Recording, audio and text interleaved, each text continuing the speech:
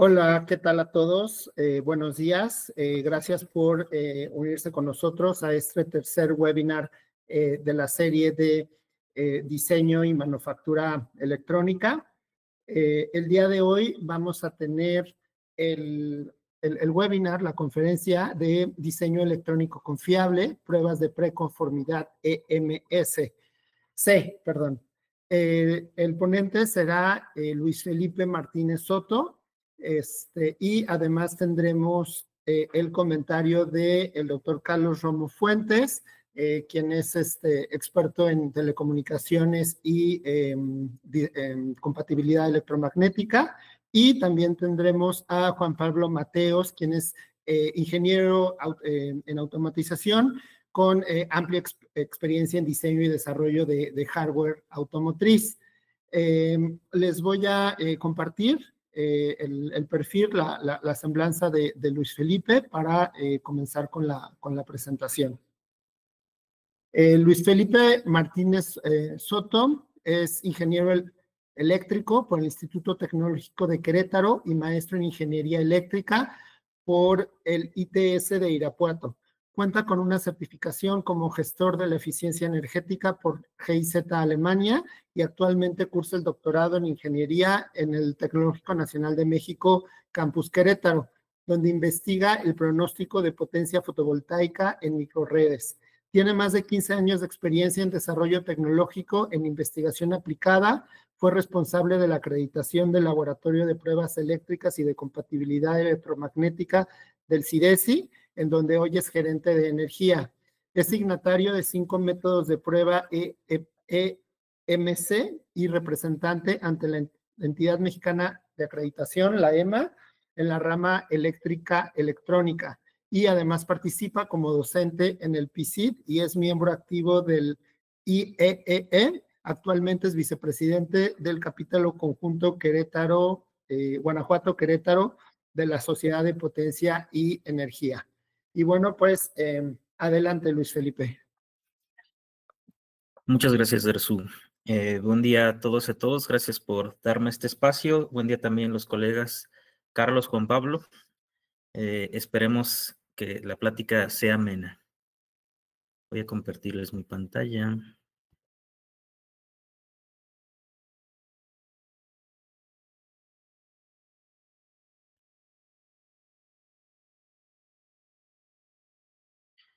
¿Me confirmas, por favor, Dersu, si ya se ve?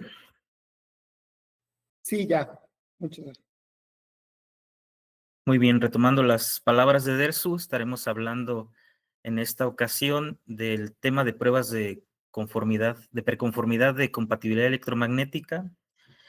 Además de estar adscrito a CIDESI, aquí les muestro el logo de la NITEM, ya que la infraestructura del laboratorio del que formo parte forma a su vez parte de un laboratorio nacional, en este caso de investigación y tecnologías médicas. Entonces, a lo largo de la presentación, pues estarán viendo alguna serie de ejemplos relacionados con el desarrollo de equipos médicos electrónicos. Rápido, un poco del contenido de lo que hablaremos, será conceptos generales, cómo se involucra la preconformidad como parte del diseño electrónico confiable, cuáles son las pruebas de preconformidad como tal, diferenciándolas de lo que es certificación o conformidad.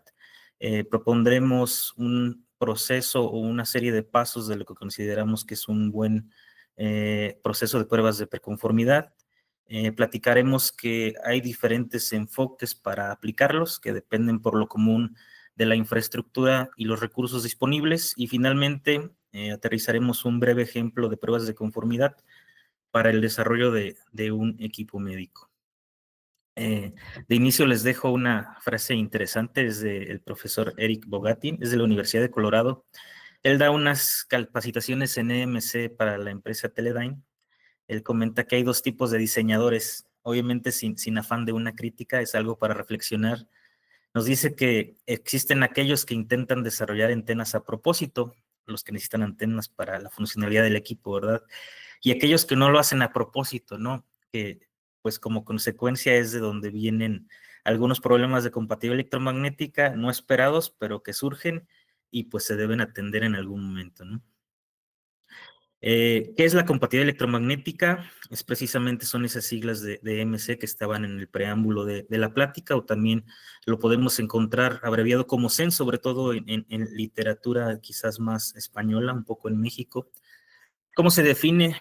De acuerdo a la norma internacional IEC 61001, la podemos considerar como aquella habilidad de cualquier dispositivo, aparato, equipo o sistema que funciona con energía eléctrica, por lo común equipos eléctricos y electrónicos, obviamente, que le permite operar de forma satisfactoria en un entorno que puede ser un ambiente electromagnético sin producir perturbaciones electromagnéticas intolerables. Es decir, la compatibilidad electromagnética es una cualidad por lo cual un equipo debe operar a pesar de que haya algún fenómeno electromagnético en el entorno, y a su vez debe evitar provocar algún fenómeno que afecte la operación de equipos en el ambiente, ¿no? Eso es lo que se podría resumir como definición. Y entonces, analógico o análogo como en otros temas, como en la producción de incendios o en otros aspectos donde necesitamos 3 ingredientes para que se surja un producto, pues aquí los 3 elementos esenciales de un problema de compatibilidad es una fuente o un emisor de esas señales electromagnéticas, un medio de acoplamiento por el cual se transmiten, y finalmente un receptor o víctima en donde inciden, ya sea que lo afecte o no. ¿Qué fuentes puede haber? Pues muy diversas, ¿no? Naturales como descargas atmosféricas, artificiales como señales de radio, que cada vez son más comunes, ¿no? Cada vez tenemos señales de celular, muchísimas señales inalámbricas que cada vez saturan más el espectro electromagnético. Al interior de un equipo electrónico, pues puede haber pistas de alta frecuencia que emitan alguna señal no deseada, no considerada, y lo clásico, ¿no? Motores eléctricos, equipo eléctrico primario. Aquí hablamos, por ejemplo, transformadores, interruptores, reactores, equipos grandes que están en la red eléctrica y que al operarse, pues transmiten algunos fenómenos a través de ella, ¿no? ¿Cuáles son los medios de acoplamiento? Cables, antenas, tierras comunes, las líneas o cables de energía, y elementos que a veces no tomamos en cuenta, pero siempre existen, como capacitancia e inductancia parásita. ¿Cuáles son los receptores o víctimas? Pues diversos equipos componentes como circuitos integrados, receptores de radiofrecuencia que no solo captan la señal que pretenden recibir, sino algunas otras que no estaban consideradas, pero que están presentes en el ambiente. También las pistas de alta frecuencia no solo son fuentes, también son receptores. Teléfonos celulares en el día a día, cada vez, o más bien ya siempre comunes para todos, temas de electrónica de control, pantallas y cualquier otro componente también que funcione con energía eléctrica. ¿Cómo podemos clasificar los fenómenos de compatibilidad electromagnética? Bueno, en general es en 2 grandes campos. Serían fenómenos de inmunidad electromagnética o de susceptibilidad. Perdón.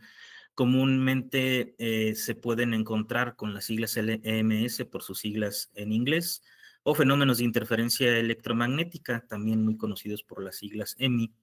A su vez, ambos tipos de fenómenos los podemos dividir en señales o fenómenos conducidos y radiados, ya sean de inmunidad o de emisiones. Esta es la definición más simple, ¿no?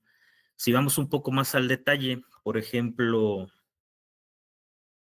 en la parte de emisiones conducidas, allá hay diversas. Las que comúnmente utilizamos o usamos y que tratamos de evitar son aquellas que son del índole de radiofrecuencia, pero también aquí podemos encontrar unas muy comunes que son muy socorridas en el trabajo de los ingenieros eléctricos, que son los fenómenos de calidad de la energía, por ejemplo, las corrientes armónicas, que en este caso son de muy baja frecuencia, por lo común por eso no se les menciona tanto como un problema de calidad, perdón, de compatibilidad.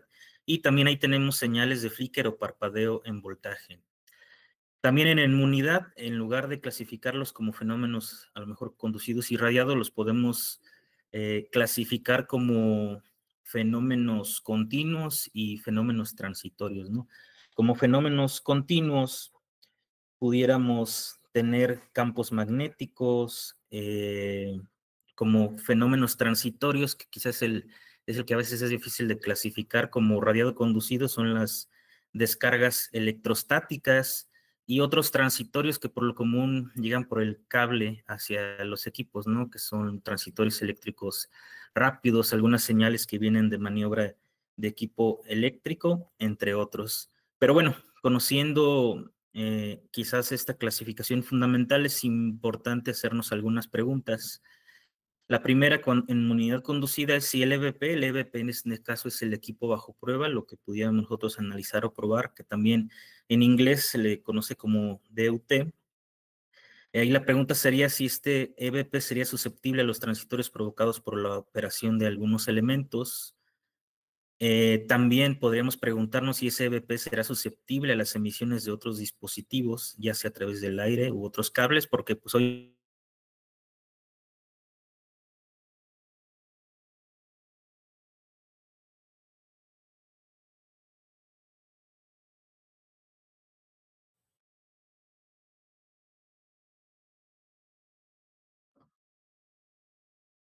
A ver, parece se cortó. O soy solo yo. Ah, ok. A ver, sí, parece. Ah, ¿ya? Luis Felipe. sí, sí. Ah, ya. Sí, continúa. Ok, continúo. Bueno, y en los fenómenos de emisiones, pues igual nos podemos hacer preguntas, ¿no? Si nuestro equipo crea emisiones que interfieren con la operación de otros productos, emisiones radiadas que van por el aire, por ejemplo, o qué tanta emisión regresa a través de la toma eléctrica en forma de voltaje, ¿no? Son preguntas que es importante hacernos para evitar problemas de forma temprana, pero también para resolverlos cuando surgiera algún problema de compatibilidad. Y bueno, la compatibilidad, considerando esa definición y clasificación general, la podremos definir quizás en 4 cuadrantes, divididos por el tema de inmunidad.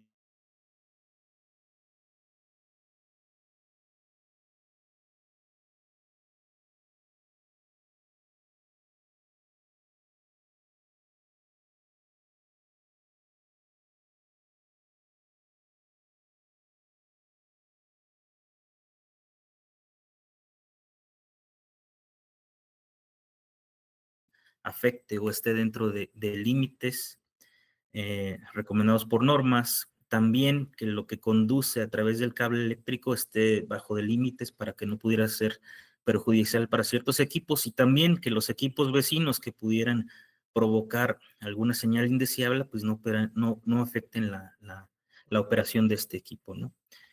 Podríamos decir que entonces pudiera haber un equilibrio, que es lo que significa compatibilidad electromagnética. Sería un equilibrio entre los fenómenos de diferencia y de susceptibilidad, de tal forma que si yo tengo 2 equipos, hay una balanza que siempre esté equilibrada, ¿no? Entre los fenómenos conducidos y radiados.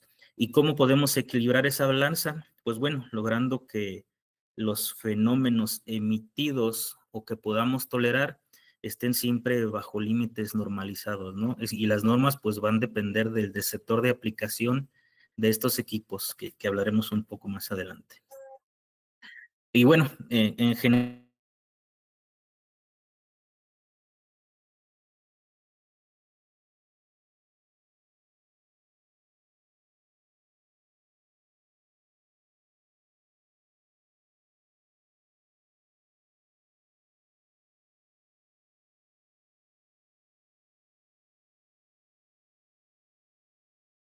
magnética de un equipo para certificación, hasta el 50% de los equipos fallan en un primer intento.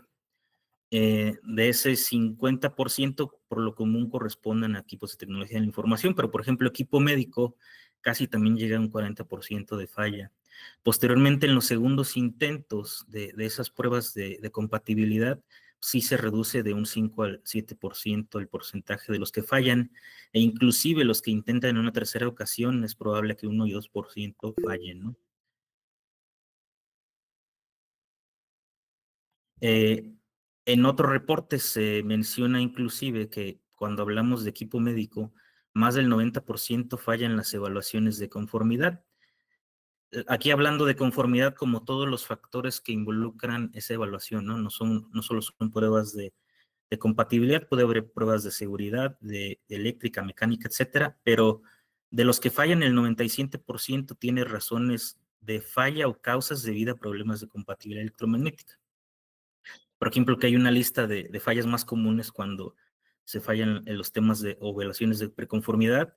El más alto es el tema de compatibilidad, 97%, pero hay también otros factores muy elevados, temas del empaquetamiento y su marcado, símbolos, errores manuales de operación, distancias de seguridad. Ahí es bien importante, es el tema de seguridad eléctrica, que también tiene una relación directa con el tipo de compatibilidad electromagnética.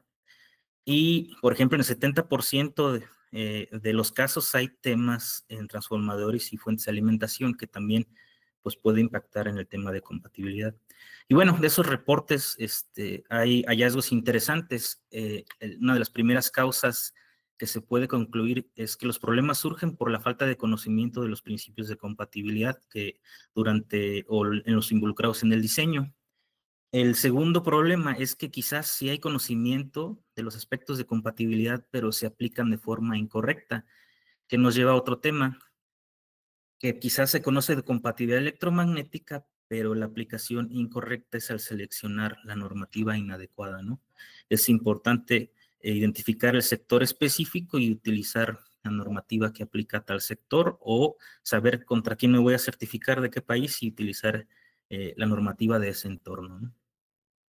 ¿Qué otros problemas puede haber? Pues también interacciones impredecibles entre los elementos de los circuitos, o algo común, incorporar módulos usualizables no conformes en el producto final, ¿no? Cuando integramos sistemas, a veces algunos de los componentes son comerciales, hay que tener cuidado que sean componentes que ya estén certificados para ese sector, o por lo menos asegurarnos que se incluyan en las pruebas del prototipo final, ¿no? Ya en errores más específicos de diseño que ocasionan esos problemas, algunos son como utilizar componentes genéricos no diseñados específicamente para el producto final. Y hay clásicos, ¿no? Por ejemplo, cuando llegamos a labores de diseño ya en un trabajo y venimos de inmediato de una formación académica, a veces pues utilizamos componentes que no son adecuados para uso final, por ejemplo, las tarjetas de Arduino, o como utilizar una medición de temperatura con un sensor LM35. Eso puede llegar a ocurrir, ¿no? Otro común es no lograr un buen contacto de metal con metal alrededor de las carcasas. Hay unas soluciones pasivas para evitar esos problemas. A veces tener agujeros demasiado grandes en las carcasas, que también, por ejemplo, hay soluciones para evitar que sean un problema. Utilizar carcasas de plástico en circuitos muy ruidosos, es decir, es importante utilizar soluciones de blindaje adecuadas. Si es necesario, pues siempre reducen los problemas el tener carcasas metálicas si la aplicación lo permite. O utilizar cables de tierra muy largos y de sección transversal insuficiente, es decir, cables muy delgados, y que ocasiona pues que haya una baja impedancia en los circuitos, ¿no? Es común también, derivado de esto, que por lo común no se dimensiona el calibre de los cables, ¿no? Esto redunda en este problema. Y también bastante común, pues fenómenos de descargas electrostáticas que afectan componentes externos, ¿no? Como interruptores de membrana, teclados, marcos de monitores, etcétera. Y bueno, ya hablando de las pruebas de conformidad de compatibilidad electromagnética dentro de un diseño electrónico confiable, podemos tener esta secuencia de pasos de desarrollo de un producto. Aquí es importante ya considerar ciclos de desarrollo de los productos, ¿no? Este ciclo básico lo estamos poniendo como la primera etapa de concepto, diseño, prototipo, preproducción y producción. Podría eh, fácil hacerse análogo, por ejemplo, a una metodología de desarrollo de productos en B, o, por ejemplo, contra un enfoque de hitos como los TRLs o niveles de maduración de tecnología, ¿no? Es un enfoque simple como para hacer analogías con otros. Aquí lo importante es que ese ciclo de desarrollo del producto incorpore un proceso de diseño y evaluación de compatibilidad electromagnética para cada una de las etapas. Así, por ejemplo, desde la conceptualización es importante que en ese concepto estén los aspectos de compatibilidad electromagnética.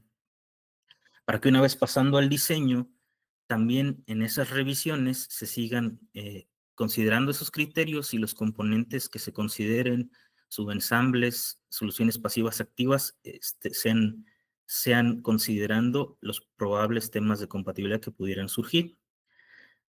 ¿De qué sirve? Porque una vez que yo paso a prototipo, puedo yo aquí ya implementar pruebas de preconformidad, puedo hacerlas a nivel componente, a nivel subsistemas, pero sobre todo ya a nivel prototipo preliminar, ¿no? Se le menciona que pudiera ser cuando esté el 90% de avance, eso es a criterio de los que desarrollan.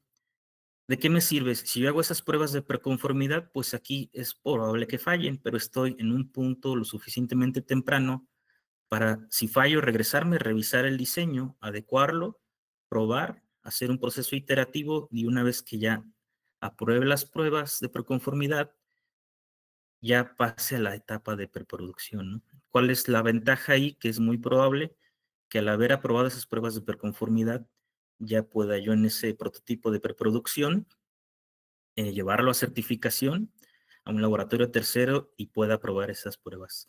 Existe siempre la posibilidad de que pueda fallar en esa etapa, pero se reduce.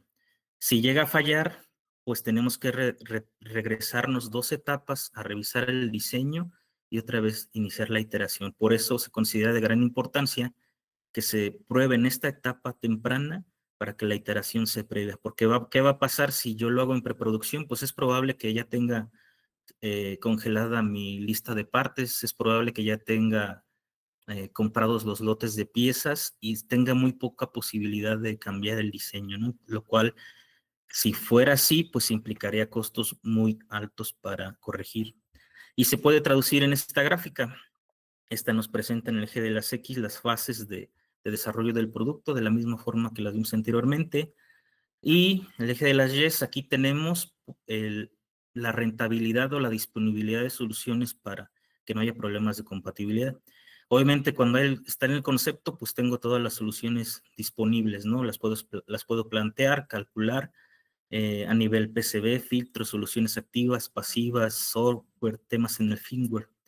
Cuando implemento en diseño, pues ya se acotan las soluciones a las que yo incluí, las que evalué en mis simulaciones, etcétera.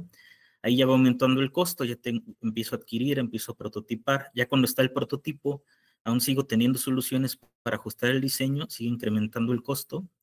Y ya en preproducción, pues ya hay pocas alternativas y cada actividad es bastante cara, ¿no? Porque en pruebas de preconformidad, pues se puede considerar que pueden ser un costo relativamente bajo, dependiendo de cómo se utilicen. Pueden ser con infraestructura asequible en el propio laboratorio o con laboratorios externos, por ejemplo, en pagos de horas que son más caros, pero ya en una prueba de certificación, pues son costos altos que si fallo, pues tengo que repetir y sería un costo elevado, repetitivo, que pudiera ser inviable un desarrollo de un producto, ¿no? Y bueno, al final, pues ya en producción es el costo más alto, ya no hay cambios, pero si se aprueban las dos, sería lo deseable, ¿no? ¿Cuál es la ventaja de las pruebas de preconformidad? Pues que en teoría está muy cerca del punto de equilibrio entre las soluciones disponibles y el costo del desarrollo. Y bueno, con base en todo esto, ¿qué son las pruebas de preconformidad? Primeramente, las pruebas de conformidad o certificación pues son realizadas para el cumplimiento estricto de procedimientos y normas, ¿no? Ahí eso se cumple o no se cumple. Si cumplo las apruebo y si no se cumple, pues tengo que corregir, ¿no? Se realizan por laboratorios acreditados por lo común ISO IS 17025 y autorizados por la entidad correspondiente al mercado. Por ejemplo, aquí en ANSE nosotros trabajamos para la certificación de equipo, en México trabajamos con ANSE, perdón, para la certificación de equipo médico. Ellos emiten además las normativas correspondientes. Y bueno, son necesarias para llegar a la certificación final de un equipo que nos va a permitir llevarlo al mercado objetivo, ¿no?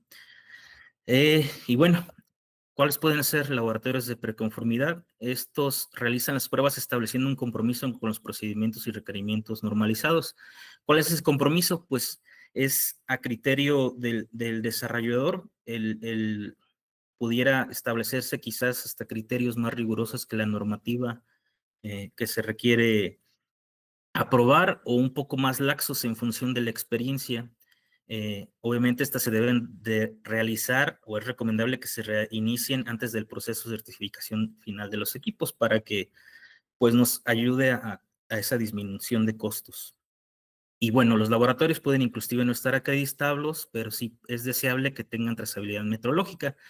Y aquí en nuestro contexto local, pues poder encontrar el Laboratorio de Compatibilidad Electromagnética aquí de la Unidad de Alta Tecnología de la UNAM y el que pueden encontrar en CIDESI, que de hecho pues tienen capacidades complementarias y se pueden utilizar para una corrida de un ciclo completo de pruebas. Y bueno, por lo tanto, ¿cuáles pueden ser unas ventajas de las pruebas de conformidad, de preconformidad? Sería pues tener menos costos de desarrollo y debidos a las pruebas, pueden proporcionar resultados aproximados que pueden revelar problemas en etapas tempranas de desarrollo, justo cuando es posible realizar correcciones rápidas y rentables. Además, permiten ahorrar tiempo evitando cambios tardíos en los diseños o reduciendo su probabilidad durante la etapa final de desarrollo. Aumentan también la probabilidad de pasar en un primer intento las pruebas de conformidad, es decir, desafiando un poco las estadísticas que publican los laboratorios de gran tamaño. Y también pues, nos podrían permitir agilizar el proceso de desarrollo o maduración tecnológica de nuestros desarrollos. ¿Qué procesos de evaluación de preconformidad se pueden llevar a cabo? Pues bueno, antes de realizar mediciones o pruebas en el prototipo, se recomienda seguir los siguientes pasos, dando respuesta a distintas preguntas, aunque sería recomendable hacerlo inclusive desde la conceptualización del producto, ¿no?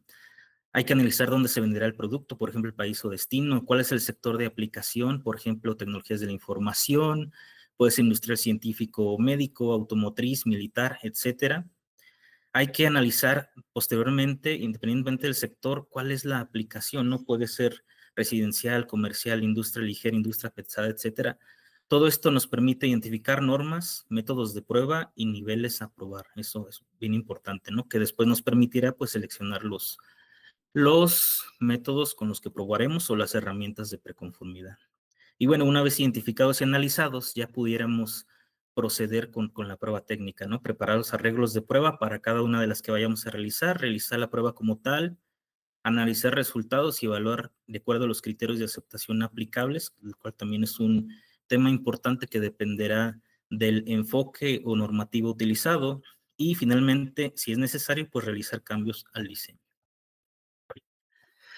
La respuesta a esas preguntas que comentábamos nos permite, por ejemplo, identificar la norma, como habíamos dicho, ¿no? Por ejemplo, si es tecnologías de la información en Estados Unidos, tenemos que considerar la norma FCC 15, o si fuera un equipo médico en México, pues sería una norma NMX, una JI 6061-1-2, que esa es desarrollada por ANSE y NICE, ¿no? Pero, por ejemplo, si fueran pruebas de emisiones o temas de emisiones, si es equipo industrial y médico, en Estados Unidos sería la FCC 18, en Europa la N55011, en internacional CISPR 11, en México la I002-NICE.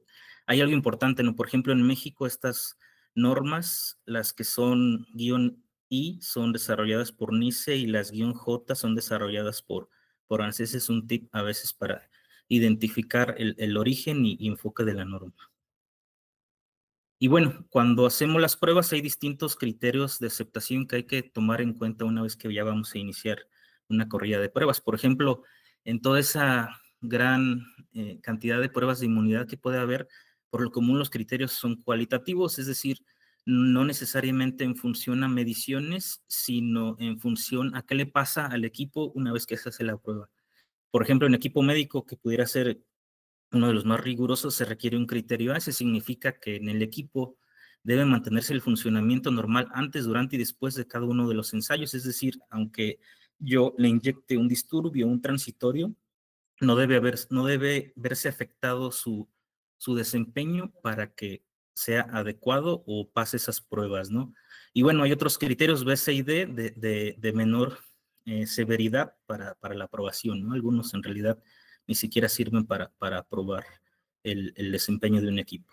Y ya en pruebas de emisiones, ahí sí implica mediciones, tenemos criterios cuantitativos, por ejemplo, cuando son ciertas señales, tenemos un espectro de radiofrecuencia que lo medimos con respecto a niveles de decibeles por microvoltmetro y dependiendo de la aplicación, pues vamos a tener límites para esas emisiones que se van a trazar con respecto a una gráfica. Ahí sí requerimos que esas mediciones estén bajo de esos umbrales para que sean aprobadas. Y bueno, una vez que queremos ya incursionar en pruebas de preconformidad, hay dos enfoques en general, pueden considerarse de más formas. El primero pudiera ser con equipos asequibles, es decir, que no necesariamente tengan características como para utilizarse en un laboratorio de preconformidad y certificación, pero que sí son adecuados para utilizarlos en nuestros laboratorios de desarrollo. Ahí, por ejemplo, si hablamos de pruebas de emisiones, en tanto en conformidad y preconformidad se evalúa con respecto a límites, por ejemplo, en conformidad se necesita un receptor de interferencias electromagnéticas que tiene detectores de señales promedio, cuasi pico, pero, por ejemplo, en preconformidad puedo no usar ese equipo y, por ejemplo, tener un analizador de espectros o un osciloscopio con medidor de radiofrecuencia, aunque ahí sería la detección por picos, ¿no? Hay que tener cuidado en la evaluación, pero es una solución un poquito más simple y ágil, no tan costosa en hardware. En conformidad, pues en función del estándar, pudiera requerir cámaras anecoicas de total conformidad, y en proconformidad pueden ser inclusive semianecoicas para preconformidad o inclusive cuartos blindados a radiofrecuencia. En ambos casos puedo tener antenas, pero en preconformidad puedo utilizar sondas de campo cercano que me permiten hacer debugging o depuración desde nivel PCB, ¿no? Que es algo interesante que puede aplicarse. En ambos casos también teniendo antenas, pero por ejemplo en conformidad podemos utilizar antenas que se pueden operar desde el exterior de la cámara de forma automática. Y en preconformidad, pues bueno, podemos tener las antenas con tripié, pero tendríamos que estar abriendo la cámara, interrumpiendo pruebas y cambiando la orientación de la antena para tener distintas polaridades. Por lo común se utilizan polaridad vertical y horizontal. Y también en función de la prueba, en conformidad pudiera tener donde yo monto el equipo de prueba una mesa giratoria que se puede operar desde el exterior. Y en conformidad, pues no sería necesario, podríamos hacerlo de forma manual, la rotación entre pruebas. También podemos tener misiones conducidas, estas redes de estabilización conocidas como LISEN, comerciales, pero en preconformidad podríamos tener de bajo costo, inclusive pues desarrolladas a la medida, ¿no? Esa parte es viable. Aquí, por ejemplo, se ve un esquema general de cómo pudiéramos tener sondas de campo cercano, que son pues antenas de uso manual que se pueden conectar a un analizador de espectros. Hay para campo magnético, donde buscamos con un loop, pues esas líneas de campo magnéticos que se generan alrededor de las pistas que conducen corriente.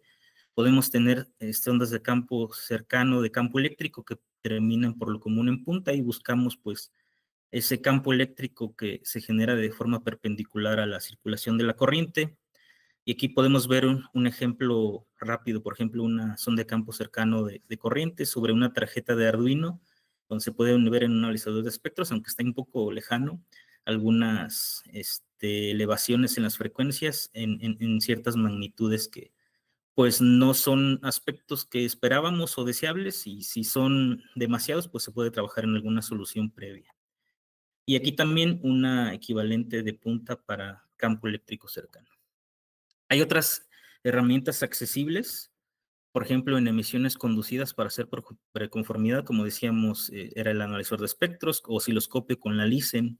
En emisiones radiadas podemos tener también el analizador de espectros con una celda TEM, que es una solución pequeña de mucho menor costo a las cámaras anecoicas. Para inmunidad de radiofrecuencia, un generador de señales con un amplificador y también la celda TEM. Y como comentamos, las ondas de campo cercano con analizador de espectros. Entonces, pues aquí se empieza a ver que los analizadores de espectros pueden ser una herramienta de alto valor para las pruebas de preconformidad que podamos hacer. Ahí es una imagen general de una celda TEM, que bueno, la limitante es que pues podemos probar lo que yo pueda integrar adentro de la celdita, ¿no? Pudieran ser equipos pequeños, una limitante, ¿no? Y bueno, el enfoque 2 de pruebas de preconformidades se puede hacer inclusive con equipos o en su mayoría con capacidades de prueba de preconformidad, que es el caso como nosotros lo hacemos en la mayoría de los equipos. Y bueno, ahí les voy a presentar algunos ejemplos de algunas pruebas que implementamos. una que pues es casi uno de los las de inmunidad de descargas electrostáticas. Nosotros lo hacemos contra una norma básica, la IS 61000-4-2, que es con una de las que estamos acreditados, porque si recuerdan, pues las descargas electrostáticas es una de las principales causas de fallo en las pruebas de compatibilidad electromagnética. ¿Qué simula esta prueba? Pues mediante un generador de descargas electrostáticas, aquellas que pueden ocurrir por cuando el cuerpo humano se acerca directa o indirectamente a los equipos, ¿no? Por ejemplo, que acerca la mano, lo toca, etcétera. ¿Y a quién no le ha tocado generar una descarga electrostática? Es un fenómeno relativamente común. Nosotros empezamos buscando el arreglo típico en la norma. Por ejemplo, la norma nos puede decir utilizar una mesa con cierta altura de un material aislante que se monta sobre una superficie metálica. Nos pide agregar algunos otros, como por ejemplo aquí son planos verticales para lograr aplicaciones indirectas de las descargas. Ahí se pone la pistola, incide indirectamente, si falla, si el equipo está bien, no va a haber descarga. Luego pasamos, por ejemplo, aquí es un arreglo ya práctico, este es en un monitor fetal desarrollado en CIDESI, su plano horizontal, sus planos verticales, y pues bueno, hay distintos niveles de prueba que es correcto, y más bien es necesario identificar en las normas específicas del producto, relacionarlos con los niveles de prueba recomendados por las normas básicas y a su vez de ahí implementarlos y relacionarlos con el hardware de prueba.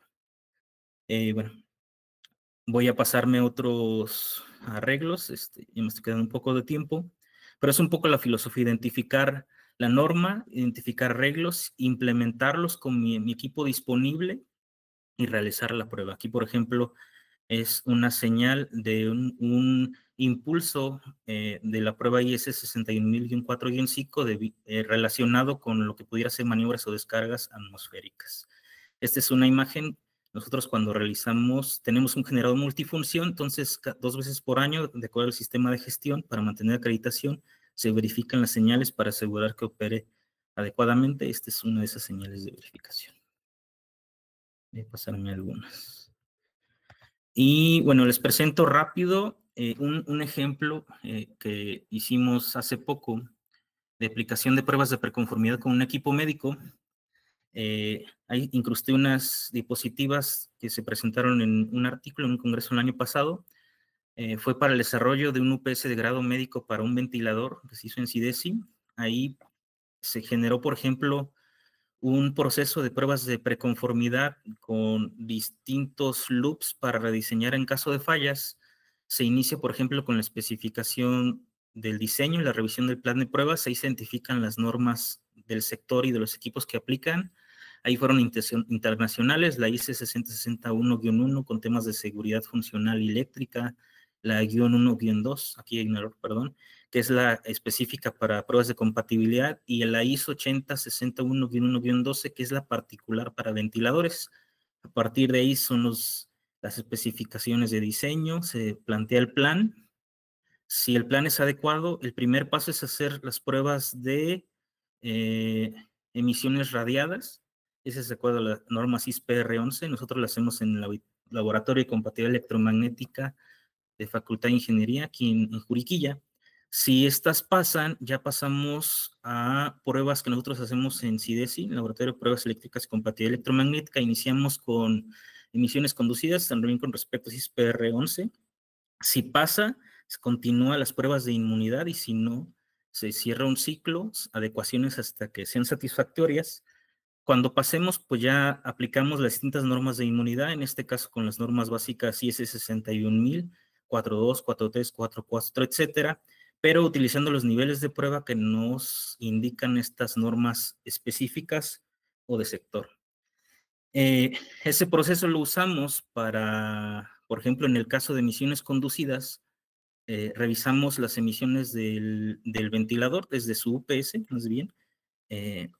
Cuando tenemos emisiones conducidas, tenemos 2 límites, un límite que es el negro en valores promedio, el rojo que es en valores cuasi pico.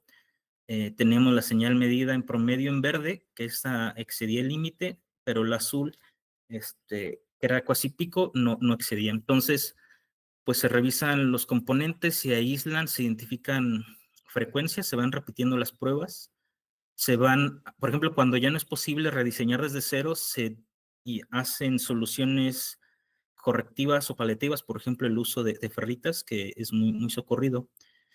Y ya una vez que se aíslan las señales, primero se separan los circuitos, luego se reconecta todo y se comprueba que ya todo pasó. Aquí, si se fijan, ya la señal verde, que era el promedio y el que habíamos excedido de los valores en la escala negra, ya pasa de forma satisfactoria, y además la otra señal tampoco fue afectada y sigue pasando las pruebas. Este es un ejemplo muy rápido y general solo para una prueba, pero bueno, es análogo para otro tipo de aspectos. Y bueno, ya rápido, conclusiones. Las pruebas de preconformidad representan una alternativa que ofrece ventajas tales como la agilización del proceso de maduración tecnológica a partir de la validación temprana del diseño electrónico confiable, y permite reducir costos de desarrollo. Es imprescindible incluirlo en el proceso de diseño de compatibilidades de la conceptualización de los diseños, considerando un enfoque de desarrollo de producto. Es recomendable asumir un compromiso autocrítico para identificar la normativa aplicable, entender la terminología e incluir los criterios de evaluación de compatibilidad también como parte de las especificaciones del diseño. Es importante también identificar y considerar otros aspectos relacionados, como las pruebas de seguridad eléctrica y otros de seguridad funcional. Por ejemplo, hay algunas pruebas de seguridad como corrientes de fuga. Es probable que cuando hagamos modificaciones ahí afecte las emisiones conducidas. Entonces, cuando una está mal y se corrige, es necesario realizar el otro tipo de pruebas. Hay que tener cuidado. Y bueno, finalmente es posible realizar pruebas de preconformidad con diversos enfoques dependiendo de la infraestructura y recursos disponibles, ya sea con equipos asequibles en nuestro laboratorio, o puede ser con terceros, con equipos para conformidad o una combinación de ambos. Y bueno, hasta aquí sería lo principal, Dersu. No sé si quieres comentar algo o... Ok, muchas gracias, Luis Felipe. Bueno, no creo Gracias. que ya directamente pasamos con los comentarios del resto de los ponentes. Voy a presentarlos. Si puedes dejar de compartir tu pantalla, por favor. Claro, permíteme. Sí, para no pasarnos mucho de la hora. Entonces, ahora vamos a tener a dos comentaristas.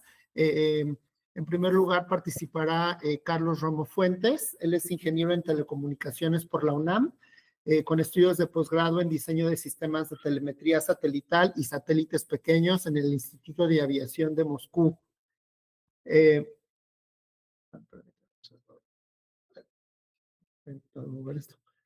Actualmente es responsable del Laboratorio de Compatibilidad Electromagnética en la Unidad de Alta Tecnología de la UNAM, acreditada ante la EMA bajo ISO/IEC 17025.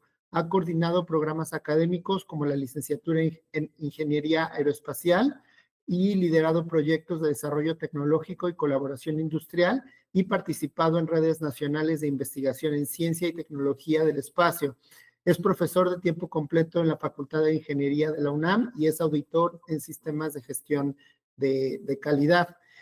Y posteriormente tendremos a Juan Pablo Mateos. Él es ingeniero en automatización con más de 6 años de experiencia en electrónica automotriz. Ha trabajado en diseño y validación de hardware para empresas como Stellantis, Continental y Visteon, desarrollando gateways, ECUs y sistemas de cómputo de alto rendimiento.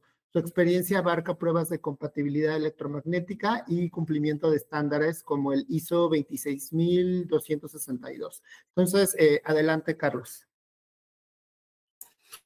Muchísimas gracias, Dersu. Gracias, Luis Felipe, por la presentación. Creo que quedó bastante claro el reto que tenemos en MC, y la verdad, hay muchas cosas por hacer en este camino de MC.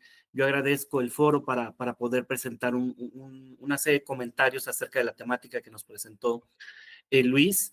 Primeramente, más allá de puntos que fui anotando a lo largo de la plática, es poderles compartir un poco la experiencia que hemos tenido durante el desarrollo de diferentes pruebas, y más que nada cómo establecer ese mecanismo de comunicación con las empresas que requieren este tipo de pruebas, ¿no? Y como bien lo mencionó Luis Felipe en su presentación, un detalle es que muchas empresas llegan a solicitar servicios sin conocer el tema de compatibilidad electromagnética, ¿no? Y de repente, no pasan las pruebas, ¿no? Y aquí algo que es un reto para los laboratorios es cómo convencer a la industria de que a lo mejor la temática de MC no es problema del equipo, sino es problema de competencia técnica, ¿no? Y eso significa pues una serie de pasos para resolver la capacitación dentro de los equipos de trabajo. Pero aquí resalta un tema que está ahorita tomando fuerzas o retomando fuerzas a nivel internacional, que es la resiliencia electromagnética. Sí, el concepto de resiliencia electromagnética conlleva varios ejes temáticos. Uno es lo que nos presenta Luis de manera muy concreta, qué pruebas de MC se tienen que realizar para la industria, ¿sí? Que va enfocado al mercado en el cual se inserta el producto. Otra es las buenas prácticas que se tiene al momento del desarrollo de ese producto. Y las buenas prácticas, me refiero a buenas prácticas del conocimiento, la implementación de la temática del fenómeno electromagnético en la operación del sistema. Sí, esto es como este fenómeno no se acota a cada componente, como el fenómeno electromagnético no nada más está en la vecindad de cada uno de los módulos, cómo interactúa con el medio ambiente electromagnético en el cual va a estar operando. Sí, y en muchas ocasiones se desconoce esa parte, ¿no? Y no es porque no se llegue a conocer, sino que no es parte del mercado de la industria. Y otra, como muy bien lo plasmó Luis Felipe, es la normativa y la legislación que se debe de utilizar para realizar las pruebas.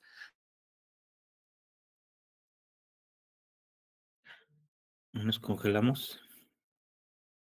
Va a depender de tiempos, va a depender del equipo de MC que esté involucrado en el diseño. En nuestro laboratorio nos han llegado casos en el que ciertos proveedores, llámese OEMs, Tier 1, Tier 2, llegan con un equipo que no diseñaron ellos, sin embargo, están dentro de la cadena de valor del producto terminal. Y ellos no son los que diseñan el equipo, sino que tienen que integrarlo con otros módulos, ¿no? Y al momento de establecer algunas preguntas sobre el comportamiento electromagnético de ese equipo que ellos no diseñaron, pues nos encontramos con que desconocen un poco el cómo se va propagando el fenómeno electromagnético, y pues ahí vienen muchos detalles de desconocimiento propio del sistema, ¿no? Lo cual pues es una oportunidad para los laboratorios, porque ahí pues de alguna manera les recomendamos diferentes pruebas que les van a ayudar a poder establecer una rastreabilidad del fenómeno electromagnético a lo largo de sus circuitos. ¿Por qué les ofrecemos esto, o por qué también es parte de la visión de los laboratorios? Es para reducir precisamente ese porcentaje de fallas, ¿no? El porcentaje de fallas que se va teniendo a lo largo del desarrollo del producto no nada más depende de si pasa o no la prueba, sino de qué tantos componentes nuevos le ponen al sistema que no pasó. Y ese es otro tema también que es bien importante en MC. El hecho de que no pases una prueba y le cambies el dispositivo, ya te genera otro dispositivo, otro prototipo, ya no es el mismo que probaste en el paso número 1, ¿no? Y eso te regresa un poco a volver a realizar pruebas que ya habías realizado, aunque van a decir más que pues ya las hice, nomás le cambié esto. Bueno, por un componente que le cambies, por una posición, por un elemento adicional, por cualquier cambio que tú le hagas dentro del sistema, ya es otro sistema.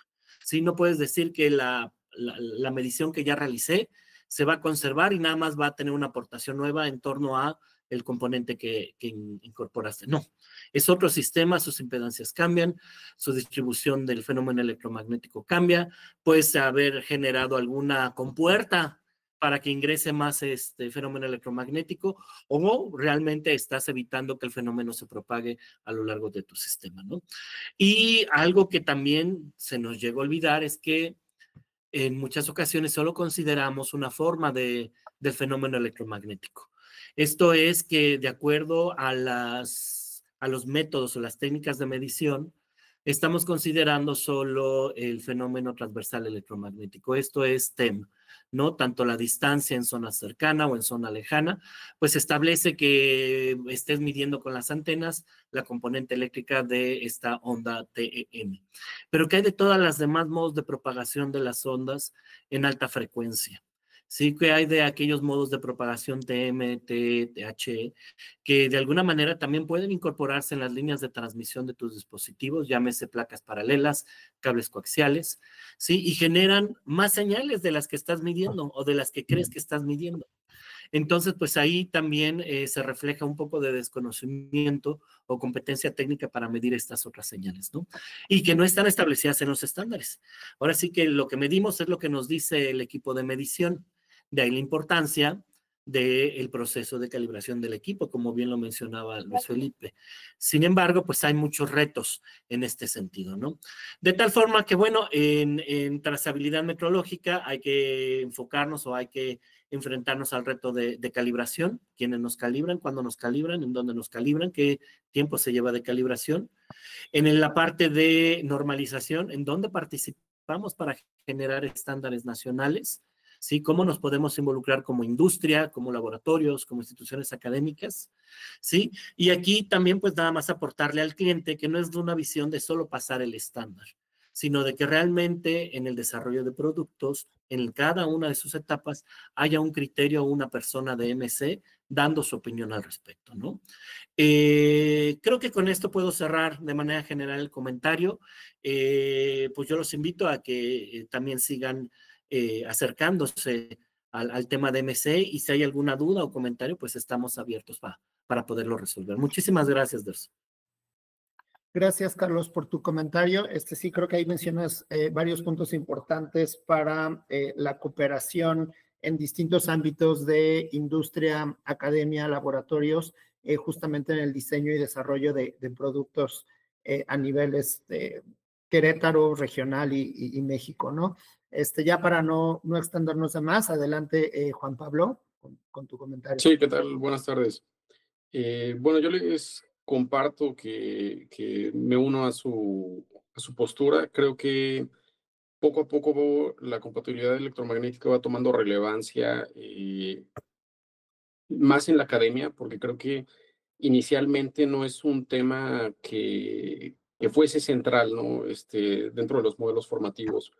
Creo que eso es algo que nada más se aprendía, ya sea en posgrados o pues una experiencia laboral donde el trabajo lo requiriese. Y poco a poco, por lo menos aquí en Querétaro y en el país en general, la industria ha empezado a crecer a un nivel donde eso ya es algo que sucede aquí, ¿no? Una muestra, pues, es el laboratorio del doctor Carlos, que antes, pues, era algo que, pues, no existía, ¿no? Y poco a poco, dentro de los diseños que deberíamos, algo que deberíamos aprender para empezar a diseñar de una manera consciente los circuitos, tomando en cuenta pues muchos factores, ¿no? Ya sea integridad de señales, integridad de potencia y toda la parte de compatibilidad electromagnética para nuestros diseños. Son normas que nosotros poco a poco tenemos que empezar a hacer parte de nuestro día a día, en el sentido de que aquellos que nos dedicamos al diseño de hardware, pues es algo que debe empezar desde la concepción del diseño, ¿no? ¿A qué le tiramos? ¿Cuáles son los estándares? Y a partir de eso, pues ir planteando arquitecturas, selecciones de partes donde tengamos márgenes de maniobra que puedan mitigar eventualmente o que nos den mecanismos más adelante en el proceso para mejorar el desempeño en términos de compatibilidad electromagnética, ya sea fuentes, ¿no? Que tengan espectro variable, ya sea transceptores de comunicación que también uno les pueda modificar el slew rate o alguna otra, el drive string de las señales, y que son mecanismos que nos van a evitar hacer desembolses de dinero en el futuro, ¿no? Creo que esas prácticas, tristemente, o mi manera de aprenderlas ha sido más de manera empírica, trabajando con diseñadores de otros países, en Europa, en Estados Unidos. Y bueno, creo que el empezar a traer eso, ¿no? A la academia, empezar a generar manuales, el divulgar este tipo de conocimiento, creo que generaría mucho valor aquí en México, que empresas pequeñas que no saben a lo que se enfrentan cuando quieren hacer un pre-compliance, o el compliance entero, cuáles son las acciones, ¿no? que deben tomar, cuáles son los valores que tienen que pasar, ¿no? Y el pre-compliance, el valor que yo le veo es básicamente que con materiales de poco costo relativos a los laboratorios, podemos juntar información eh, que nos puede servir, ¿no? Para entender cómo está nuestro diseño y qué tanto le falta a nuestro diseño para no cumplir con los parámetros de PASE, ¿no? En términos de radiaciones, las inmunidades, todo lo que ya comentó Luis Felipe. Y eso nos va a dar mucha noción, ¿no? Los mecanismos de cómo van nuestras frecuencias, cómo están las gráficas, y entender los puntos de dolor, los pain points en nuestro circuito, ¿no? Entonces, creo que es algo que se debe empezar a divulgar más, el tener un conocimiento holístico del diseño de circuitos, para que en otros, desde la preconcepción del diseño, se tomen acciones, y eso a la larga, ya como lo mostraron en las gráficas, en producción, en todo eso, se pueda ahorrar mucho dinero para las empresas o para los pequeños desarrolladores que quieren hacer un producto que cumpla con estos parámetros de compatibilidad electromagnética, ¿no? Entonces, sí, hasta ahí mi comentario. Muchas gracias, Juan Pablo. Creo que también, mencionas puntos importantes de retos a resolver en cuanto a desarrollo de conocimientos y capacidades técnicas en México y en los programas de estudio, ¿no? De que tienes que irlo aprendiendo mientras trabajas o en el momento resolviendo situaciones, y que bueno, creo que justamente, la idea de estos webinars pues son más de una divulgación todavía de inicio, ¿no? Pero se está planteando justamente desarrollar diplomados y cursos especializados para abordar estos temas que justamente hemos identificado que se necesitan más personas especialistas en estas áreas y que conozcan al respecto en la industria y en la academia, ¿no? Entonces, pues ya estamos básicamente sobre tiempo. Tenemos algunas preguntas de la audiencia. Creo que vamos a alcanzar nada más a contestar una o dos. Por aquí hay una que es interesante y se relaciona con algunas cosas que acaba de comentar Juan Carlos, y también pues Luis Felipe y Carlos, que es respecto a la trazabilidad metrológica. ¿Está cubierto en este sector en México, o qué áreas todavía faltaría de cubrir? No sé, cualquiera de los tres que quiera responder desde su perspectiva y experiencia. Sí, por ejemplo, desde mi perspectiva, nuestros patrones nacionales están en CENAM, ¿no? Tienen su laboratorio de antenas a cielo abierto, su laboratorio de compatibilidad electromagnética. Ahí nosotros podemos calibrar, por ejemplo, la mayoría de nuestros equipos. Lo que sí es que pues tienen infraestructura o quizás personal insuficiente. Entonces, es difícil que cubran la demanda de lo que ya empieza a solicitar el sector, ¿no? A nosotros, hay trazabilidad nacional. Si yo quiero ofrecer pruebas de conformidad, voy a necesitar ofrecer esas calibraciones de CENAM para cumplir los requisitos. Como estoy en preconformidad, si ellos no me atienden, pues puedo optar a lo mejor por mandar calibrar a Estados Unidos, ¿no? Pero se triplica el costo, ¿no? Entonces, ¿tienen oferta? Creo que no al 100% de todos los equipos que empezamos a tener, sí de lo más importante, pero definitivamente falta recursos para que puedan atender todas las demandas del sector. Entonces, pues también es otra oportunidad por ahí para los que estamos involucrados, ¿no? Carlos, Juan Pablo, ¿algún comentario? Sí, yo coincido con Luis, hemos tenido ese reto de poder tener el servicio de calibración de antenas en específico, ¿no? Si bien CENAM es nuestra referencia a nivel nacional, pues es el único. Y como este tema cada vez se está dando más, hay más empresas que también están generando sus propios laboratorios y que requieren de equipo calibrado y en específico antenas. Entonces no hay toda una respuesta, digamos, que abarque a todos los clientes que requerimos calibraciones de antenas, ¿no? Y de aquí pues es la búsqueda de otros laboratorios que se dediquen también a calibrar antenas, ¿no? Pero a su vez, como el CENAM tiene el patrón, esos laboratorios que pudieran calibrarnos también requieren servicio de calibración ante el CENAM. Entonces es una cadena por ahí de retos en torno a obtener la trazabilidad metrológica nacional. Y como bien dice Luis Felipe, pues si no es la nacional, tendremos que irnos a otras fuentes, a otros patrones. Sin embargo, los costos y los tiempos son mayores, ¿no? Entonces, ese es un reto. No nada más en antenas, en la cuestión de trazabilidad, sino, por ejemplo, en EMI receivers, ¿sí? En sondas de campo cercano, también ahí hay toda una oportunidad. ¿Quién calibra las sondas de campo cercano? Es complicado encontrar quien las calibre.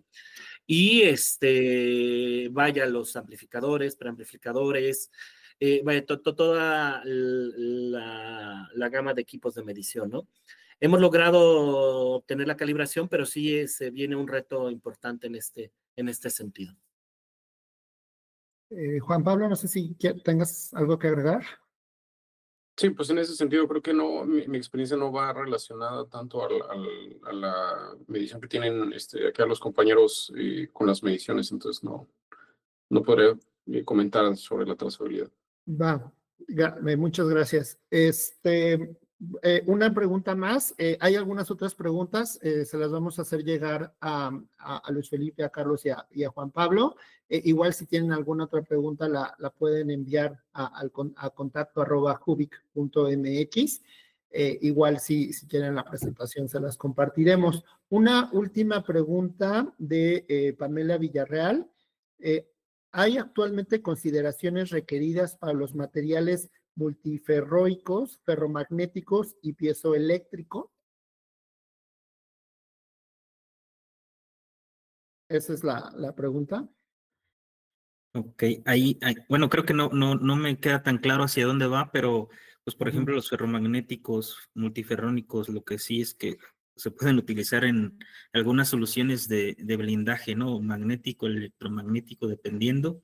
Es lo que se me ocurre, ¿no? Ahorita lo que recuerdo como soluciones para ciertos problemas, ¿no?